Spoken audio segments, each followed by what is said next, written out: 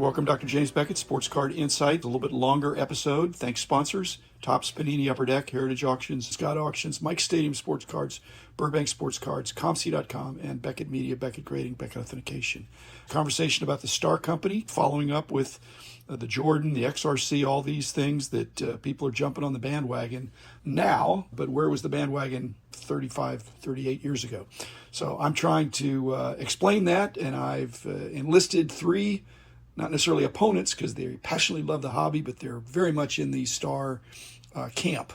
Steve Taft, Dave Dzendzel, and Ryan Jessup. We spent 2 hours, so I gave them plenty of time. In fact, I'll do another time because we really didn't run out. When you get four passionate people on a call and everybody's got strong opinions. So it was fun for me. I don't think I convinced them or vice versa necessarily, but we each threw out some things that were worth chewing on and considering, and that's what makes the hobby fun. So thanks, guys, and here is the first part. There'll be more to come, and appreciate, again, that we have a hobby where people care passionately. Here it is. I'm not infallible. I get a lot of things right, but not everything. So I have made mistakes.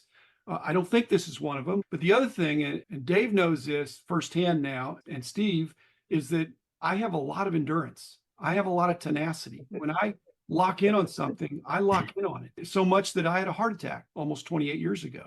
So I was very immersive about this whole subject.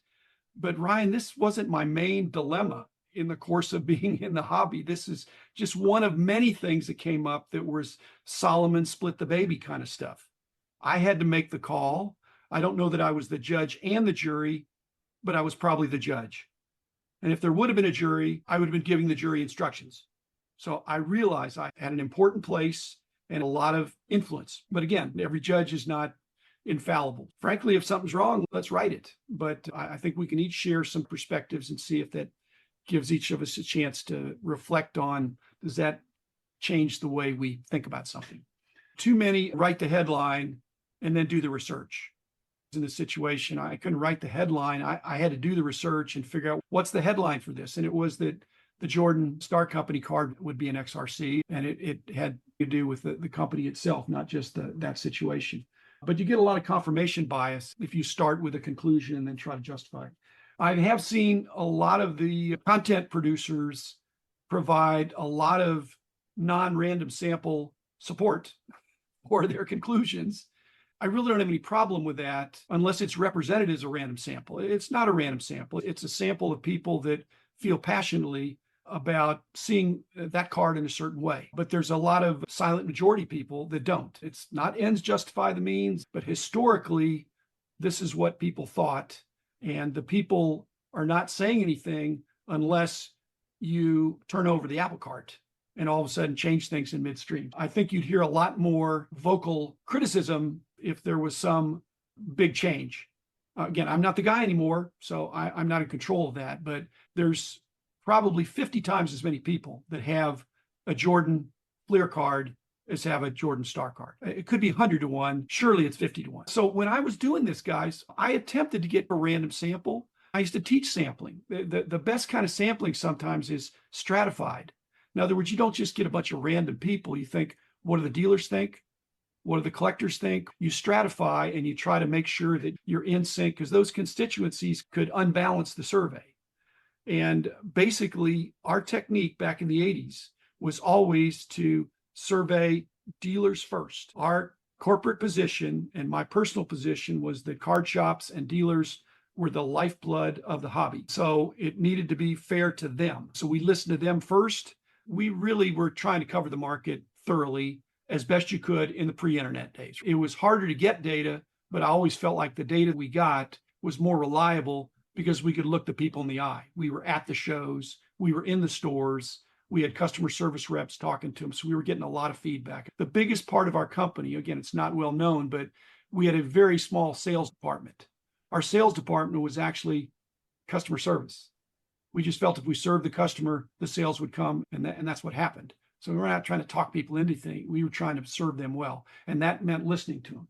Okay, so in those days, Steve, Star wasn't unfriendly to dealers, but they had a hand-picked group of master distributors, and they were mainly working with them. And those were not bad guys. They were good guys.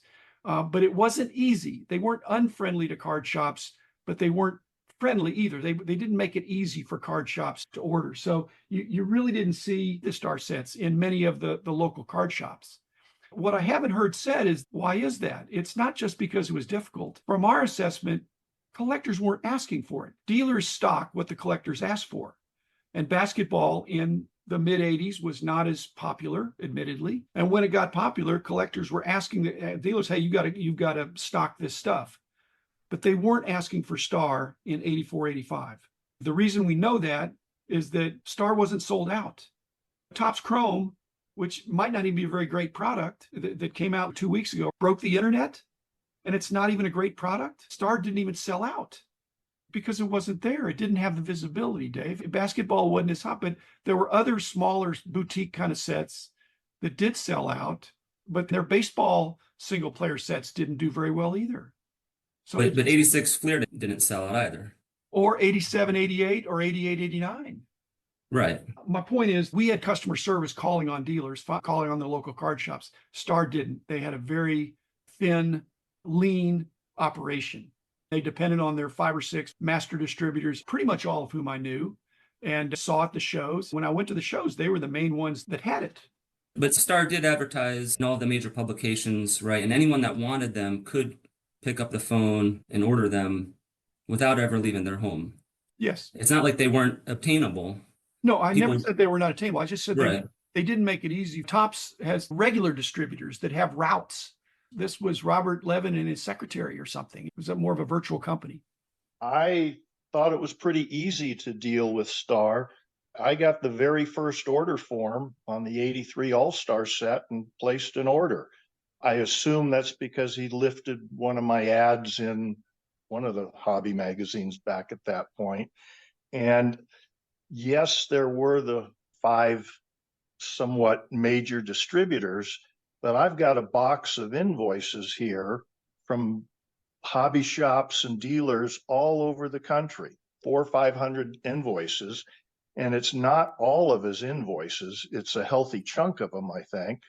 But I know it's not all of them because I couldn't find any of my invoices in there. So quite a few hobby shops and dealers were ordering. And regular consumers too. I've met a bunch of people who told me that when they were 13, 14-year-old kids, they called the ad, they ordered a couple bags through the mail. Yeah, I've got a few invoices where it looks like a private collector. They usually had to pay an extra 50 cents, 75 cents a bag. And if they were ordering a set, at that time, it would have been one series at a time.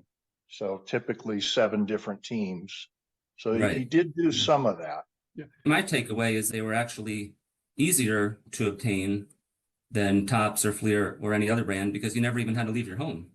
I've met people on my journey that live in remote parts of the country that have all the Star sets because it was just easier for them to buy those than it was to drive 45 minutes to the closest store that had packs. Okay, Dave and Steve, these are anecdotal, true stories. I'm not denying that, but there were 20,000 card shops at one time in the hobby and 1 million people getting our magazine. And most of them did not even know about the Star Company because they were not visible. I also, Steve, got the notices and paid my money because I was a completist. I was on the list as well. So I know that happened. I'm not disagreeing that those things happen. But if they happened to a great enough degree, Dave, why didn't they sell out? It's 5,000 sets. I wanted nothing to do with basketball at that time. You said yourself, it just wasn't popular. Surely if there was more demand, they would have printed more sets. That's a pretty small number.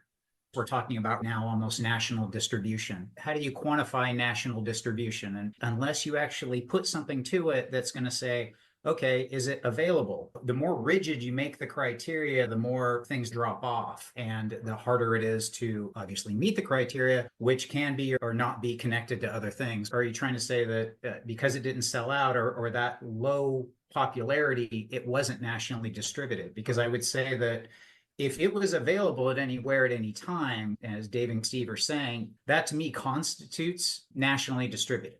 If you could be in Seattle, if you're a card shop, you could attain that. And I understand that it not being as popular, but if it was attainable, There has to be a baseline definition to be able to take that and then quantify it. If you're going to put that in and say, what does this mean? I've used that language, but it's not just about national distribution. National distribution was defined in those days by being available in your neighborhood hobby shop or in your neighborhood convenience store. By that definition, it was not nationally distributed. It was nationally available by mail order. I don't know if you guys collect wrestling, but the Hulk Hogan 82 Wrestling All-Stars card, that's a legit XRC to me. It was an ad in the back of the Wrestling Illustrated or a wrestling magazine. Anybody could get it. I got it because I tried to get everything. But the hobby recognizes the 85 Topps, the 85 OPC, Hulk Hogan as the true rookie card. But the Wrestling Series A card is way more valuable. And nobody's put an XRC on it. It's just recognized that may not even be his first card, but it's the first card that people see a lot. And it's huge premium over the Topps and OPC, which were mass produced, readily available in lots of card shops. So that's what RC meant, is that it was readily available in the card shops. And 500, when our analysts were traveling the country, they'd go to all these card stores. I bet Star Company cards were not in 9 out of 10 of the stores that we visited. 1 out of 10. Now, could they have gotten it? Yes, but they didn't. And I would, again, put that down to the popularity of if the economics aren't there and if there's no demand. That's why Robert Levin was so excited when we talked on the phone and I told him we were going to list his sets in the book, that we were going to legitimize his company and his sets in the book and give them equal treatment to every other set that came out in the books. He was overjoyed. I don't know if that's relevant, though. He's a startup company. We're acknowledging that it was definitely a small company. It was not Topps and everything at the time. That's why Topps was out of basketball, because the context was different. So actually, in a lot of agreement with that, it just was a smaller operation. However, those things that you start to define, is it available? Can you get it for the people who want it? Yes, you can. So what's that defining line of nationally distributed or nationally available? To me, it's the same thing. Today, national treasures, you don't find that at CD. Nationally distributed then, is it? Those kind of things where we start to go into the classifications or looking at it going, what is this and what isn't? We recognize it's small. I understand the distinction, but I don't see the difference between available and nationally available and nationally distributed, other than the fact that if it is meeting the demand of the hobby, or if it is possible to get it, to me seems to be something like you can't sell to people who don't want it. That shouldn't be a criteria against it. If it was so available, Levin was so excited that I was going to list it because it legitimized, because he was not a major card producer. For me to legitimize his sets and put them in and give the market a chance to say, what are the value of these things? He was overjoyed. And so, yes, it was available, but in spite of when it was in the book, there still wasn't a run on these sets, which there should have been. Why do you say there should have been? Because it's Michael Jordan. He'd already been Rookie of the Year. He'd already been in the Olympics. The 84-85 set came out at the end of the season. It says 85 on the front. The set came out in 3 separate series, and the first series was probably around the 1st of January, and the third series probably did come out during the playoffs, or I don't remember. It could have even been a couple weeks after the playoffs ended. Because of the 288 card, putting him as Rookie of the Year, I think Jim is correct that at least the third series was a pretty late issue. It was maybe even a month or 6 weeks after the season. But the first 2 series, those came out before the season ended. One other thing I can add, I haven't done this yet, but with all those invoices, I can look and see when was the first shipment of a certain item. And one of the things that I have seen is that the 86 Court King set is actually issued before the second series of 85-6, meaning that Court King's card was Patrick Ewing's first professional licensed card, or whatever that's worth. But because it always has a print mark on it, you're never going to get a mint one. We're all into it, and the average collector doesn't care. Right. But I believe this is not a winner-take-all contest. We're talking about several early cards of one of the transcendent generational talents that we've ever seen. And I allowed the marketplace to track what the prices were and report that in our books and our magazines. What people are worried about is the fact that I put XRC on one and RC on the other. But maybe this is like the Mantle and Mays in 51 Bowman and 52 Tops. Everybody knows that 52 Tops is not the rookie, but they treat it as such. They don't care what I said or what you say or anybody says. They just do what they do, and the values go where they go. Actually, I would think that's pretty true. I would Because agree with that too. Go That's ahead. where Steve and I get along pretty well. Jeremy Lee as well, is they just say, you know what, whatever the rules were 30, almost 40 years ago now, they don't care. They don't care about the Patrick Ewing nuance. Just this is an early card, and what are the comps on it? There's no price guide. In the days that we had, again, we're trying to track what's going on, but they were thinly traded. After listening to you and what you said is like, this is a Mantle Maze thing. And that's actually exactly how I see it. So personally, again, I grew up with 86 Fleer. Fleer was actually my 88 packs, everything. It's all, that's where my unsung bias is it. And later on, when I was looking this as a classification, I said, there's one license card before this. I can't enjoy this as the rookie card. However, I can enjoy it. I really want this card because it's iconic. It's this great card, but that's actually why I went out and purchased a 101. I hate that the 101's expensive, but I did it and I finally felt comfortable. I went, this is the first license card. That to me is a rookie, which it's totally to me the Bowman Mantle thing. They're both fantastic cards. To me, it was actually from a data perspective, it's very cut and dry why the rules can't fit or don't now, and it's simply because of innovation. That's the hard thing. People don't realize how hard classifications are, especially trying to hit a moving target. You have these things that evolve and their context changes, and it gets so difficult. And from data modeling and stuff, you end up having to re-engineer things, and you break your application because things change. I listened to you and I went, you know what? If he actually said what you just said, if this were like a Mantle Maze, if maybe the Jordan is the true rookie, but for at the time, for what the Fleer was, the hot product, most people are using it. It's going to put smiles on more people's faces and more action on it. Dealers can have it. It really just works. I get that. That makes a lot of sense. I think a lot of what you're seeing in the hobby right now, if you get on Instagram, if you go anywhere, they do these polls.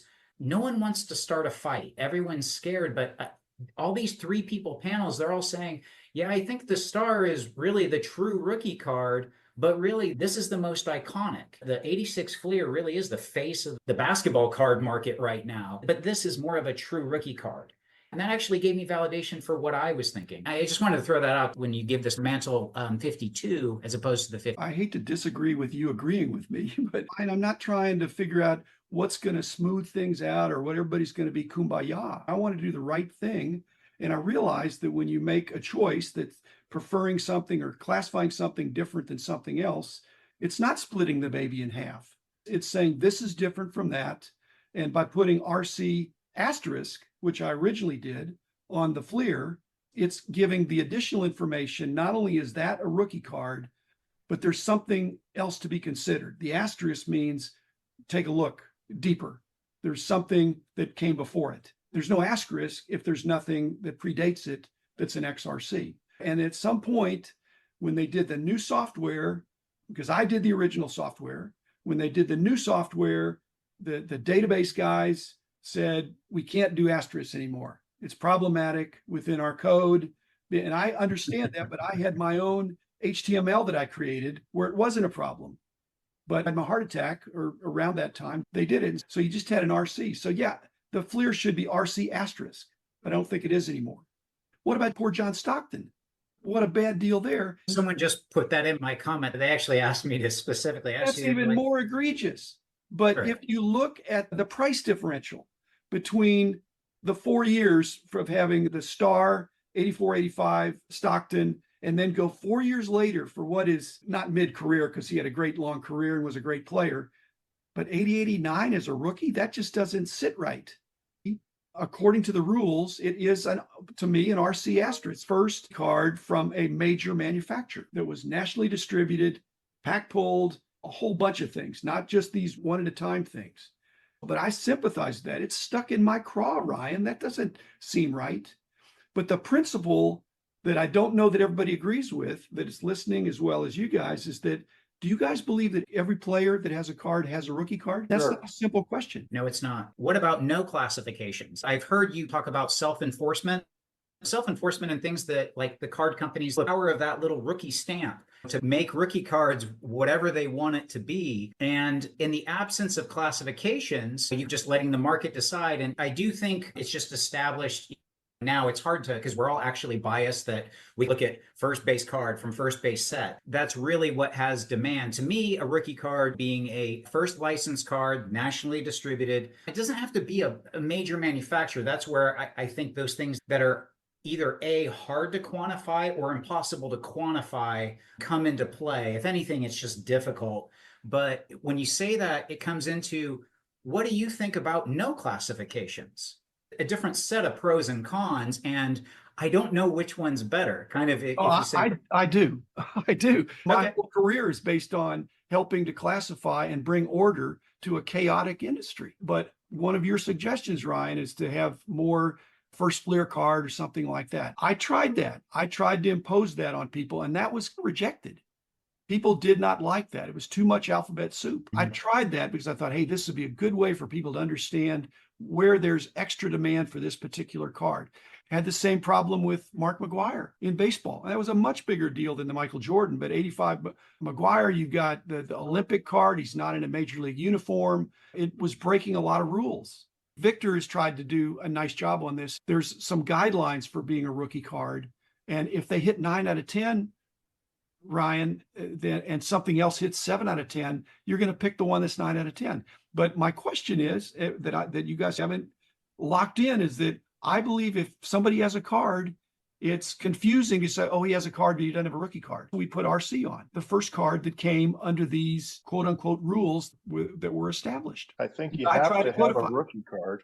I'm saying You have to have a rookie card because that's the huge category of Exactly. collectors. They want to know which card is Exactly. so-and-so's rookies because that's what they're looking for. They're not looking for the second and third year card at times. they're There's looking people for that just anything. collect rookies. No, but they're looking for anything that is legitimately or quasi-legitimately called a rookie card. Right. That could be an XRC, an RC, Yeah. RC asterisk, RY, rookie year. Anything that can evoke rookie is going to have some additional band. And it should, because it's an early card of what frequently is a superstar that holds great value. I'm in favor of that. How would you have labeled the star card if you had the monthly magazine in '84 when it was the only card available? You're getting at my putting XRC on the Jordan card. First of all, when do you guys think I made that decision? I'm guessing when you had to put out the magazine and actually put it in print. I'm assuming, obviously, your information that you obtained was over a period of time and led into your decision. But the moment that you put it in print, you had to go into the final thing. Okay. But I don't think that your information that you attained for that decision started the month of March 1990 before publishing it, the monthly for the first time. I obviously had thought about it. Yes. Is there any evidence that I in any way tipped my hand? No, Jim, we bumped into each other. I think it was a Frank and Son show in Southern California. Couple, 3 weeks after that first issue showing an XRC. And I ran you down and begged you to change. And here I am 30 something years later, still trying. You were one of the more noteworthy people that disagreed with that, but a lot of people didn't, Steve. By now it's 1990 and the 86 Fleer is pretty entrenched. So Ryan, I didn't make a final decision until that spring of 1990. So I wasn't contemporaneously when 85 Star comes out, hey, these are going to be XRCs. I didn't even think about that. I put them in the book. I let the market determine. And immediately it was more valuable because it was obviously a lot tougher to find. But when the magazine came out, I had to take a stand. I would have been a chicken. If I put it in there with nothing, is saying this is not a legitimate company or not a bona fide company or not a major manufacturer, that really wouldn't have been fair to Star because they were fully licensed. Okay, so I gave them a chance. The man